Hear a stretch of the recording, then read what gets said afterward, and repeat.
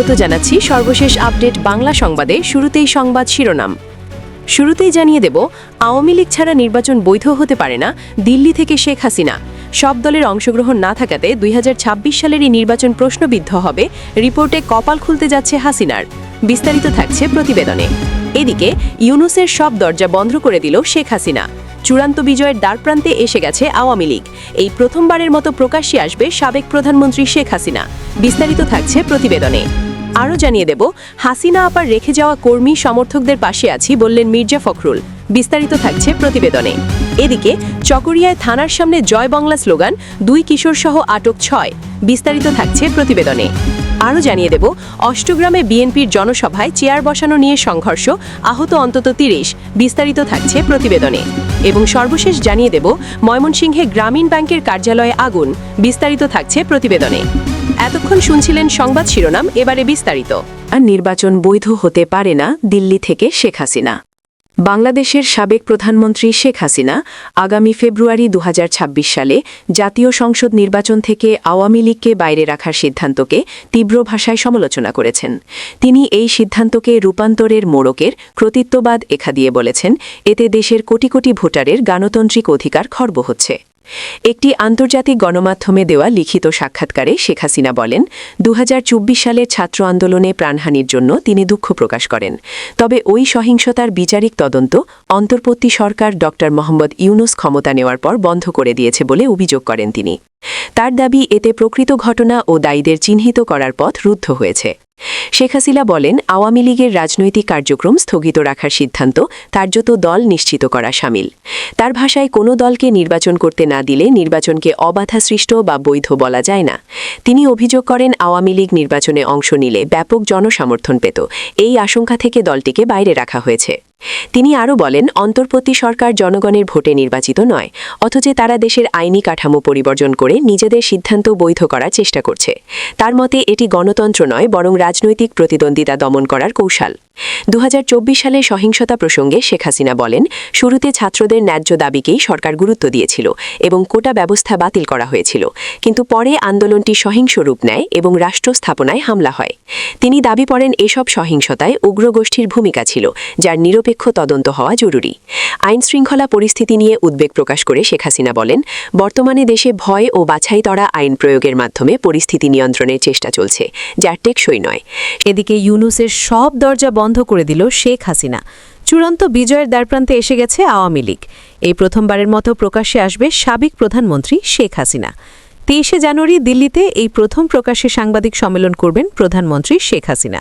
সেদিন বিশ্বের 55টি প্রভাবশালী দেশের প্রতিনিধি উপস্থিত থাকবেন বলে জানা যায়। পৃথিবীর সমস্ত শক্তিশালী মিডিয়ায় সরাসরি সম্প্রচার করা হবে লাইভ।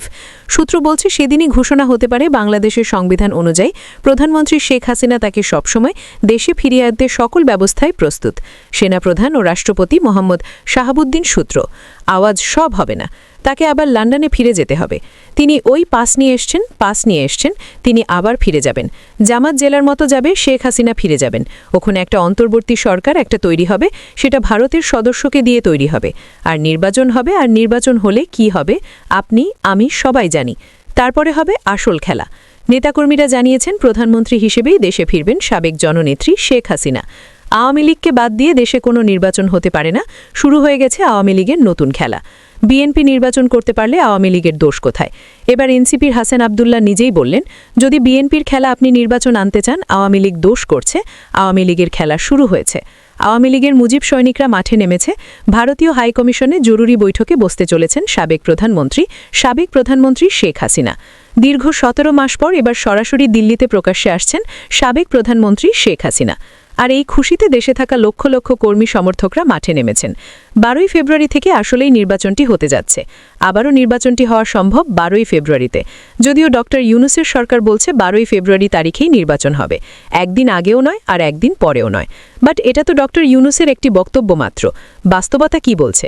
নির্বাচনী মাঠের এখন অবস্থা কি? ড.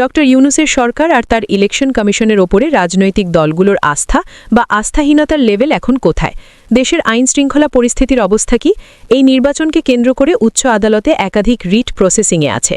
আরও জানিয়ে দেব, হাসিনা আপার রেখে যাওয়া কর্মী সমর্থকদের পাশে আছি বললেন মির্জা ফখরুল।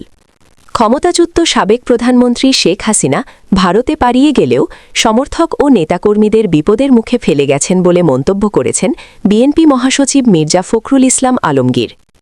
শুক্রবার ২৩ জানুয়ারি বিকেলে নিজ নির্বাচনী এলাকার ঠাকুরগাঁও ১ আসনের দেবীপুর শোলটহরি বাজার ও সদর উপজেলার দেবীপুর আদর্শ গ্রামে ধানের শীষ প্রতীকে ভোট চাইতে গিয়ে এসব কথা বলেন তিনি। মির্জা ফখরুল বলেন, আমাদের হাসিনা আপা ভারতে চলে গেছেন, তিনি গেছেন ভালো করেছেন, কিন্তু এলাকার সমর্থক ও নেতাকর্মীদের বিপদে ফেলে গেছেন কেন? তিনি কর্মী সমর্থকদের উদ্দেশ্যে বলেন, আপনারা বিপদে পড়বেন না, আমরা আপনাদের পাশে আছি। যারা অন্যায় করেছে তাদের শাস্তি হবে, আর যারা অন্যায় করেননি তাদের কোনো শাস্তি হতে দেব না।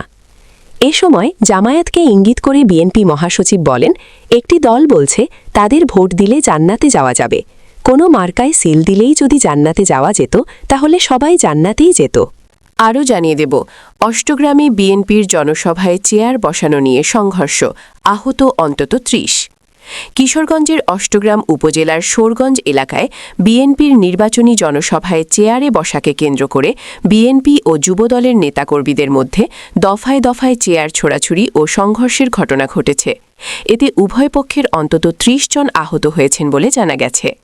শুক্রবার ২৩ জানুয়ারি সন্ধ্যার দিকে উপজেলার কাস্তুল ইউনিয়নের ভাতছাবা গ্রামের জনসভাস্থলে এ ঘটনা ঘটে। স্থানীয় সূত্র জানায়, বিকেলে ভাতশালা গ্রামে বিএনপি মনোনীত প্রার্থী অ্যাডভোকেট ফজলুর রহমানের নির্বাচনী জনসভা অনুষ্ঠিত হয়। তবে অসুস্থতার কারণে তিনি জনসভায় উপস্থিত থাকতে পারেননি। জনসভার শেষ পর্যায়ে কাস্তুল ইউনিয়ন যুবদলের সাধারণ সম্পাদক মাহমুদ আলম কিসমতের নেতৃত্বে একটি মিছিল সভাস্থলে পৌঁছায়। এ সময় চেয়ারে বসা নিয়ে ২ নম্বর ওয়ার্ড বিএনপির সভাপতি সাদেক মিয়ার সমর্থকদের সঙ্গে যুবদল নেতাকর্মীদের কাটাকাটি হয়। এক পর্যায়ে উভয় পক্ষ লাঠিসোঁটা নিয়ে সংঘর্ষে জড়িয়ে পড়ে এবং চেয়ার ছোড়াছুড়ি শুরু হয়। এতে উভয় পক্ষের বেশ কয়েকজন নেতাকর্মী আহত হন। সংঘর্ষে আহত যুবদল নেতা মাহমুদ আলম কিসমত অভিযোগ করে বলেন, মিছিল নিয়ে জনসভায় পৌঁছানোর পর ওয়ার্ড বিএনপির সভাপতি সাদিক মিয়া ও তার লোকজন আমাদের ওপর অতর্কিত হামলা চালায়। এতে আমাদের অন্তত ২০ জন নেতাকর্মী আহত হয়েছেন। এদিকে চকরিয়ায় থানার সামনে জয় বাংলা স্লোগান, ২ কিশোরসহ আটক ৬ জন। কক্সবাজারের চকরিয়া থানার সামনে জয় বাংলা জয় বঙ্গবন্ধু স্লোগান দেওয়ার অভিযোগে ২ জন কিশোরসহ ৬ জনকে আটক করেছে পুলিশ। এ সময় একটি ইজি বাইক জব্দ করা হয়। আজ শুক্রবার বিকেল ৪:৩০ দিকে চকরিয়া থানা এলাকায় এ ঘটনা ঘটে। আটক ব্যক্তিরা হলেন মোহাম্মদ মারুফ ২০ বছর, মোহাম্মদ সাজ্জাদ ১৯ বছর, শুয়াইবুল ইসলাম ২২ বছর ও ওমর ফারুক ১৮ বছর। বয়স ১৮ বছরের কম হওয়ায় বাকি দুজনের পরিচয় প্রকাশ করা হয়নি। প্রত্যক্ষদর্শীরা জানান, শুক্রবার বিকেলে ব্যাটারি চালিত একটি অটোরিকশায় করে কয়েকজন থানার সামনে দিয়ে যাওয়ার সময় জয় বাংলা জয় বঙ্গবন্ধু স্লোগান দিতে থাকেন। এতে থানার আশেপাশের এলাকায় উত্তেজনা ছড়িয়ে পড়ে। বিষয়টি টের পেয়ে থানার ভারপ্রাপ্ত কর্মকর্তা ওসি থানা থেকে বের হয়ে ধাওয়া দেন এবং অটোরিকশাসহ ৬ জনকে আটক করেন। পরে তাদের থানা হেফাজতে নেওয়া হয়। ইজি বাইকের চালক মোহাম্মদ মারুফের বাবা কামাল হোসেন বলেন, তার ছেলে ইজি বাইক চালান, স্লোগান দেওয়ার সঙ্গে তার কোনো সম্পৃক্ততা নেই। যারা স্লোগান দিয়েছেন তারা পালানোর চেষ্টা করলে পুলিশ আটক করে, কিন্তু একই সঙ্গে তার ছেলেকেও ইজি বাইক সহ থানায় নিয়ে যাওয়া হয়েছে। তিনি বলেন, তার ছেলে নিরপরাধ এবং তার মুক্তি চান।